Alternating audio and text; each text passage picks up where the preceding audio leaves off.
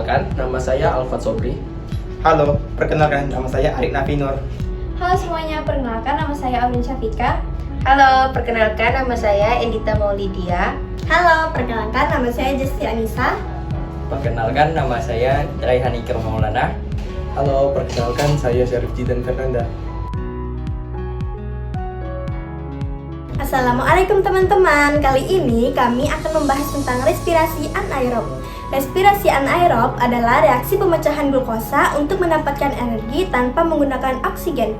Respirasi anaerob sering disebut juga fermentasi karena sama-sama tidak membutuhkan oksigen dalam proses respirasinya. Pada video kali ini kami akan menjelaskan dua macam fermentasi, yaitu fermentasi asam laktat dan fermentasi alkohol. Mari simak penjelasan berikut.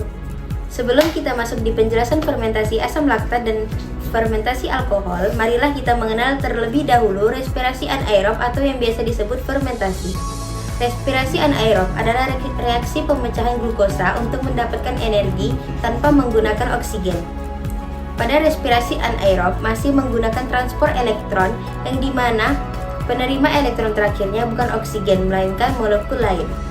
Contohnya, beberapa jenis bakteri akan menggunakan ion sulfat SO4- sebagai akseptor yang akan berikatan dengan ion hidrogen H+, yang akan membentuk senyawa hidrogen sulfida H2S.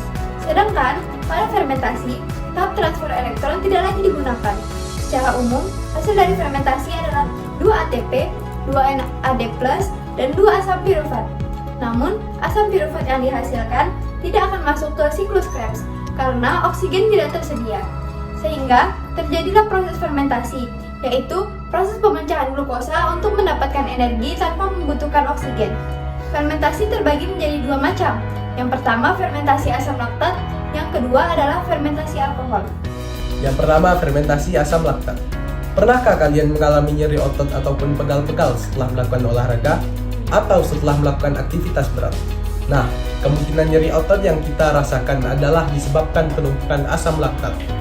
Penumpukan asam laktat ini disebabkan otot manusia yang bekerja dengan keras dan tidak tersedia lagi oksigen untuk melakukan pemecahan glukosa. Nah, teman-teman sekalian, respirasi anaerob atau fermentasi hanya akan terjadi jika oksigen untuk melakukan respirasi aerob tidak lagi tersedia. Sehingga terjadilah respirasi anaerob atau fermentasi. Selain pada sel otot manusia, terdapat beberapa bakteri yang dapat melakukan fermentasi laktat yang berperan dalam pembuatan protein susu untuk menghasilkan tekstur dan aroma unik pada yogurt. Marilah kita bahas terlebih dahulu mengenai fermentasi asam laktat. Singkatnya, fermentasi asam laktat adalah produksi ATP tanpa adanya oksigen. ATP adalah molekul pembawa energi yang ditemukan dalam sel semua makhluk hidup. Fermentasi asam laktat akan diawali dengan proses glikolisis yang mengubah glukosa menjadi 2 ATP, 2 NADH, dan 2 asam pirufat. Kemudian, 2 asam pirufat ini akan diubah menjadi 2 asam laktat. Diubahnya asam pirufat menjadi asam laktat ini juga mengubah kembali NADH menjadi NAD+, untuk dimulainya kembali proses glikolisis. Sehingga, hasil dari fermentasi asam laktat adalah 2 ATP dan 2 asam laktat. Yang perlu kita ketahui, asam laktat ini memiliki sifat toksik. Hal tersebutlah yang menyebabkan pegal otot karena penumpukan asam laktat. Selanjutnya yang kedua ialah fermentasi alkohol. Disebut dengan fermentasi alkohol karena hasil dari reaksi ini merupakan molekul alkohol. Fermentasi alkohol ini terjadi pada ragi yang nantinya akan digunakan ke buah anggur yang nantinya akan diubah menjadi wine atau alkohol. Ragi yang sudah difermentasi nanti akan mengubah glukosa yang terdapat di buah anggur menjadi molekul alkohol. Nah, proses yang terjadi pada glukosa buah anggur tersebut akan dijelaskan sebagai berikut. Halo semuanya, di sini saya akan menjelaskan proses yang terjadi pada glukosa yang terdapat di buah anggur yang nantinya akan diubah menjadi wine atau alkohol. Glukosa yang terdapat pada buah anggur akan mengalami glikolisis yang nantinya akan menghasilkan 2 asam pirufat. Nah, pada proses glikolisis tersebut dihasilkan 2 ATP dan terjadi perubahan NAD+ menjadi NADH. Nah, proses ini sama seperti proses yang terjadi pada fermentasi asam laktat. Nah, 2 asam pirufat yang telah dihasilkan oleh glikolisis glukosa buah anggur tadi akan diubah menjadi 2 asetaldehida yang nantinya akan diubah menjadi 2 alkohol atau etanol. Namun, karena adanya perubahan ini, NAD+ yang telah diubah menjadi NADH tadi diubah kembali menjadi NAD+ dan menghasilkan 2 ATP.